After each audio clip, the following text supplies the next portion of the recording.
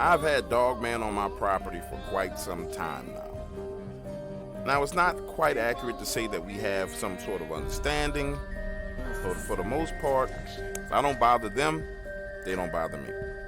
Now, I listen to a lot of these shows and stories, and the majority of the stuff, let me tell you a thing or two about Dogman.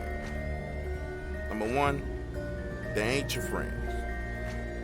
Ain't no playing with them. There's no petting their pups. And there's no such thing as keeping one of these as a pet. Number two, they will absolutely up given ample reason to. And number three, don't give them a reason to come anywhere near you and you up. For example, just because you see one of them doesn't mean you need to shoot at it. How do I know? Know how, because I made that mistake myself. However, if you want your whole life flipped upside down, don't bother to listen to me. Go right on ahead and do it. Now, to be honest with you, the first time I saw one of these Dogmen was completely uneventful. I was walking through the woods, trying to do some hunting. I saw it standing next to a tree, and I took off running. Months later, I had another incident. I'm sitting in my tree stand, and I see this buck come running out into a clearing. I take a shot, bang, and I know I hit this thing, but it scampers off into the brush. And as you know, it takes a little while for the buck to run off and die, so I climb down and slowly start working my way, following the blood trail, trying to find a deer. About 200, 300 yards away, I find a big pool of blood, but no deer. Now I'm looking around a little worried, thinking maybe there's a bear or a mountain lion around that's taking my kill. But it was something way freaking worse.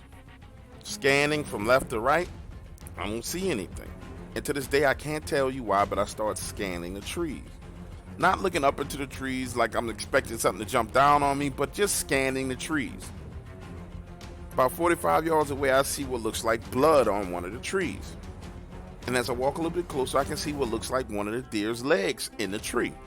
Now I'm thinking to myself, how in the hell did this deer get up into the tree? My brain is saying, let's go over here and get it down. It doesn't matter, that's my kill. But my body is kind of freaking out and feeling weird and saying, stay right here. Right then in that moment is when I noticed this head come poking out from around the backside of that same tree. A couple of limbs up above where that deer carcass was. A gigantic, huge, freaking wolf head. And it's taken a while for me to really figure out how to explain the size of this to you, but you know how your kids have a little small umbrella? And if you take that umbrella and open it up and it expands, it's not quite the size of an adult umbrella, but it's still relatively big. Take one of those kid umbrellas, open it up, make it black, take two long, sharp pointed ears and put it on top of it, give it teeth and eyes, and that's what the hell I was seeing poking around the side of the tree. And I know this is what I saw because one of the ears had a huge chunk torn out of it, like something had bit it. Remember I told you earlier I came to the conclusion that you shouldn't shoot at these things, right? Well, at this point in time, I didn't know that. So I freak out and start shooting. This thing reaches, grabs the deer, jumps down from the tree, lands on the ground, throws it over its shoulder, and runs off on two legs. And I'm standing there like, what the hell just happened? Once the shock settles down, I go home, call my brother, and tell him what happened. 9 p.m. rolls around, I'm still freaking out about what I saw. I call my brother back and tell him to come over because, frankly, I'm a little bit scared. Now, he's on his way, and I decide the best way to calm my nerves is to actually have a glass of Jack Daniels. So I'm standing there, pouring me a glass of Jack Daniels, when I hear what I thought was a car door closing outside. Great, it's my brother. He's here. I'm going to be safe, right? No, that's not what it was.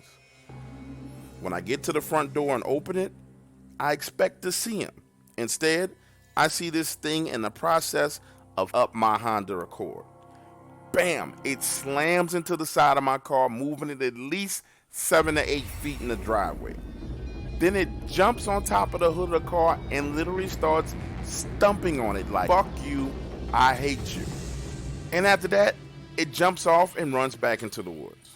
At this point in time, I honestly can tell you I did not know what to do. I close the door, head into my house, and go to my gun safe.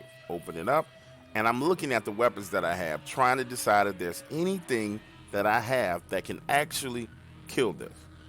15 minutes later, I'm still standing there trying to decide what to do when my brother comes into the house. The words out of his mouth are, "What the happened to your car, bro? It looked like horses stampeded all over you." He goes on to tell me that the passenger side window's broken and it smells like piss all inside of the car. I'm nervous and shaking, and I tell him exactly what happened. My brother wants to go out into the woods after this thing, but we didn't. In fact, that's the day that I learned that if you leave them alone, for the most part, you're good.